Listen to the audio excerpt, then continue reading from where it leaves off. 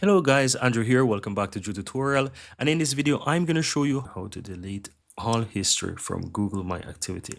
So once you're on Google or whichever browser you're in your Google account, as you can see here, I'm signed in to Google. All you have to do is click your account on the upper right hand side and click manage your Google account. Now on this section, look towards the left, click data and privacy. Then scroll down a bit and you will find a section where it says your history settings. Click where it says my activity and you want to scroll down again, and here you will find a section here that says filter by date and product. You'll see a delete button. Click the delete button there. You'll have this pop up. Choose the time that you want to do it for. Let's say you want it for all time or custom range. You can do that. Let's choose all time as an example, and you want to go ahead and just ensure that everything is selected.